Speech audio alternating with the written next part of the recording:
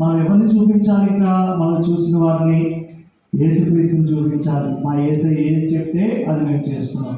మనం యేసయ్యే కనబడే విధంగా మన జీవిత విధానం మార్చబడాలి.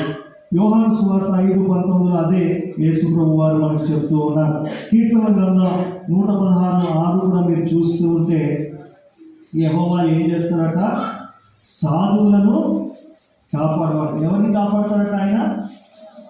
సాధువులను, సింపుల్ లైఫ్ లీడ్ చేస్తున్న వారును, తగ్గించుకున్న వారును, నార్మల్ లైఫ్ లీడ్ చేస్తున్న వారు, నేను కాదు ప్రభువా నువ్వు అని ఎవరైతే అనుకుంటారో వారిని ఆయన కాపాడుతాను అని చెప్పాడు. 131 కీర్తన 1వ వాక్యం మీరు చూస్తే, యెహోవా నా హృదయం అహంకారం గలది కాదు, నా కన్నులు మీద చూచినవి కావు, నాకు అందరి వాటి అందైనను గొప్ప వాటి అందైనను నేను అభ్యాసం చేసుకోవడం లేదు.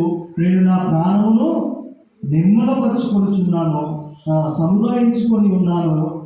చనుపాలు విడిచిన పిల్ల తన తల్లి యొద్ద ఉన్నట్లు, చనుపాలు విడిచిన పిల్ల ఉన్నట్లు నా ప్రాణం నా యొద్ద ఉన్నది. హల్లెలూయా. దావీదు లాంటి గొప్ప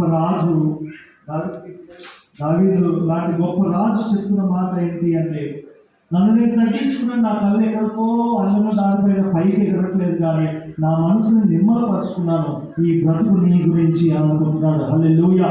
మరి మన పరిస్థితి ఏంటి?